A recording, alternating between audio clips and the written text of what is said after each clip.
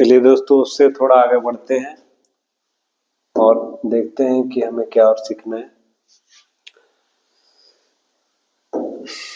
जैसे आपको एक चीज ध्यान रखना है, वॉल्यूम ऑफ ए स्फीयर क्या होता है, मीटर क्यूब होता है। उसका फॉर्मूला देखेंगे, 4/3 पाई आर क्यूब होता है। पेरीमीटर ऑफ ए स्क्वायर क्या होता है, और रेक्टेंगल या फिर कोई भी फिगर का अगर पेरीमीटर निकालेंगे तो वो मीटर में उसका निकलता है यूनिट। एरिया निकालेंगे तो एरिया ऑफ रेक्टेंगल क्या होता है, metre square, L into B. Area of square, A into A metre square. Area of cylinder, कोई भी चीज का अगर हम एरिया निकालते हैं वो मीटर स्क्वायर में यूनिट होता है।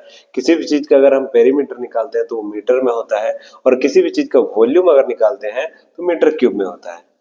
आखिर ये सब चीज का जरूरत क्यों पड़ रहा है और ये सब चीज जान करके क्या इससे लाभ होने वाला है, ये चीज मैं अगले नेक्स्ट में बता रहा हूँ। ठीक है, जैसे यदि आप एरिया निकालेंगे तो आप एल इंटू बी करेंगे। एल इंटू बी में हमें 2 बार करना है, मतलब price into consumption equal to expenditure, ये चीज निकालना है। और वॉल्यूम में निकालेंगे तो प्राइस इंटू कंजम्पशन, मतलब 3 बार करना है इसी चीज को। और पेरीमीटर तो एक ही बार करना है जो एज इट इज रहेगा। पेरीमीटर तो डायरेक्ट आंसर आएगा। जैसे कि एक सवाल लेते हैं कि एक वर्ग की भुजा, एक वर्ग की भुजा 10% बढ़ जाती है, तो उसके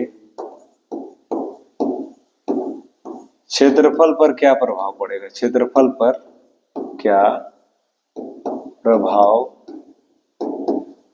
पड़ेगा। ठीक है, वर्ग की भुजा 10% बढ़ गई है तो उसके क्षेत्रफल पर क्या प्रभाव पड़ेगा भैया। देखिए, क्षेत्रफल क्या होता है, वर्ग का क्षेत्रफल इक्वल टू ए इंटू ए होता है। इसका मतलब 2 बार करना है, तो 2 बार करना है। क्या भुजा पहले 100 था, 10 बढ़ गया मतलब 110 हो गया। भुजा पहले 100 था, 10 बढ़ गया मतलब 110 हो गया। उसका क्षेत्रफल पहले 100 था, अभी x होगा। ठीक है, क्षेत्रफल पर क्या प्रभाव पड़ेगा। चलिए इसको काट देते हैं, इसको काटिए, इसको काटिए। x बराबर 121, मतलब जो 100 था वो 121 हो गया। इसका मतलब वृद्धि हो गया। साफ बात है कि आपके क्षेत्रफल में क्या हो गई, वृद्धि हो गई। 121 माइनस में 100, इसका मतलब है 21% की आपकी क्या होगी, वृद्धि होगी। मतलब क्षेत्रफल जो है वो 21% बढ़ गया। ठीक, यही बात अगर बोला जाए यहीं पर, आई होप कि आप इसको उतार चुके होंगे, और एक बार 2 बार 3 बार देख करके इसको उतार लीजिए। और उतारने के बाद मैं इसी में थोड़ा सा चेंज करता हूं। ठीक है, चेंज क्या कर रहा हूं आप देख लीजिए। यही भुजा 10% बढ़ जाती है तो उसके क्षेत्रफल नहीं, यहाँ पर सवाल क्या आएगा, उसके परिमाप। ठीक है, परिमाप पर क्या प्रभाव पड़ेगा। तो देखिए,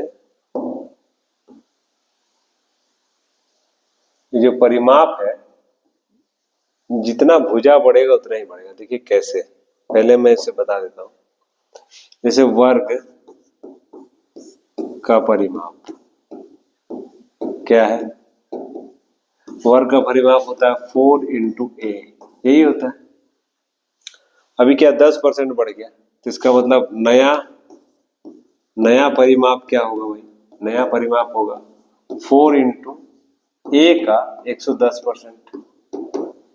तो 4 इंटू ए इंटू 110 बटा में 100। ठीक, अभी आप बताइए, पहले 4a था तो यहाँ पर 4a लिख दीजिए, और इंटू में 110 बटा 100। ठीक, अंतर क्या आएगा, अगर अंतर का बात करें, 4a इंटू 110 बटा में 100 और माइनस में 4a आप यहां से कॉमन ले लीजिए। ठीक, और 110 बटा में 100 और माइनस में 1 रखिए, तो इसका मतलब क्या आएगा, 4a इंटू में 100 घट जाएगा तो 10 बटा में 100। ठीक, 4a अपने आप में क्या है, 100%।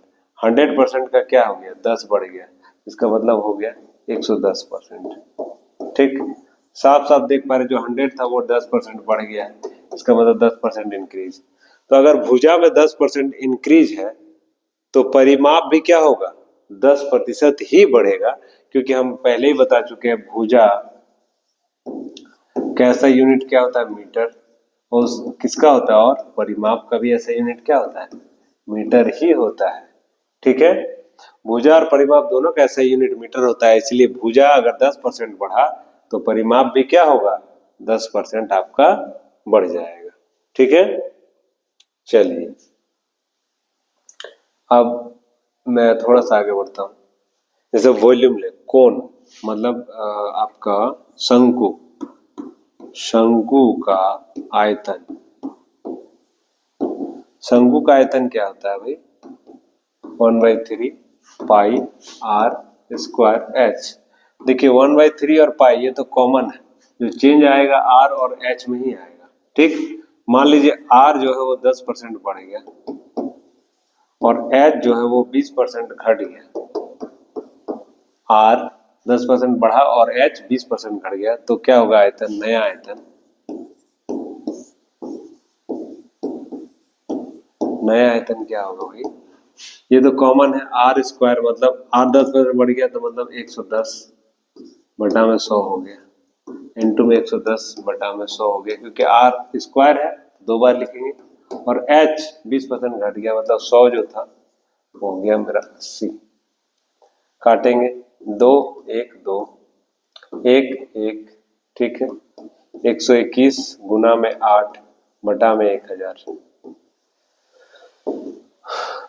ये क्या हुआ, 8 एकम 8 8 दूनी 16 6 8 एकम 8 और 1 9, इतना बटा में 1000।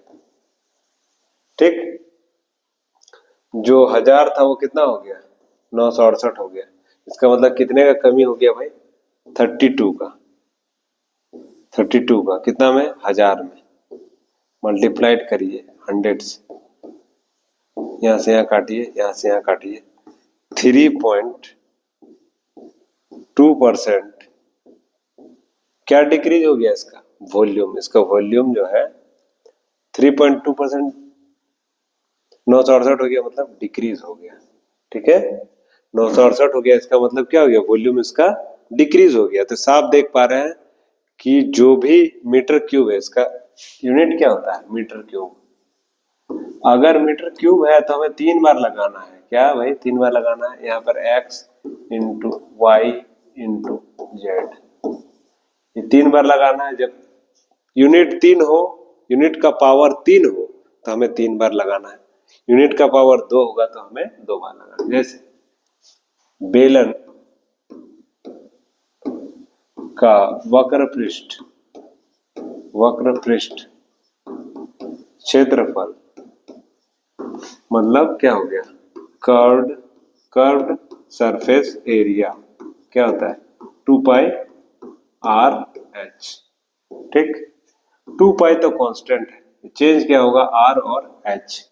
मान लीजिए आर 20% डिक्रीज हो गया, 20% डिक्रीज हो गया, और एच जो है 50% इंक्रीज हो गया, तो नया सी एस ए क्या होगा, बेलन का सिलेंडर, ये सिलेंडर का बात कैसे, सिलेंडर का, एक सेकेंड,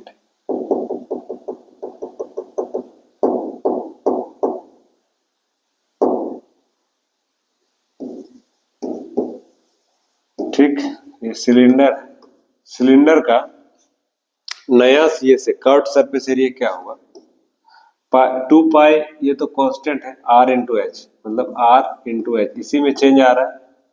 आर पहले मेरा 100 था, अभी कितना हो गया भाई, 20% घट गया मतलब 80 हो गया। एच मेरा 100 था, अभी कितना हो गया, 50% बढ़ गया मतलब 150 हो गया। ये और ये कट गया, ये भी कटा, ये भी कटा, 5 दिया 15, 5 20, 4 से काटिए, 4 5 बार में और 4 2 बार में, 3 दूनी 6 बटा में 5। ठीक, 6 बटा में 5 हो गया। अभी एक बात बताइए, जो 5 था वो क्या हो गया, 6 हो गया, साफ साफ दिख रहा है, जो 5 था वो क्या हो गया, 6 हो गया। तो इससे हम क्या निकालेंगे भाई, 1 का मतलब 6/5 हो गया, मतलब 1 का जो है वो क्या हो गया, बढ़ोतरी हो गया। 1 किस में, 5 में। 100 में कितना भाई, काट दीजिए 20। इसका मतलब 20% क्या हो गया, इसका कर्व सरफेस एरिया जो है वो 20% इंक्रीज कर गया। कर्व सरफेस एरिया क्या हुआ, 20% इंक्रीज हो गया। अभी एक सवाल लेते हैं। यदि बोला कि आयत का परिमाप,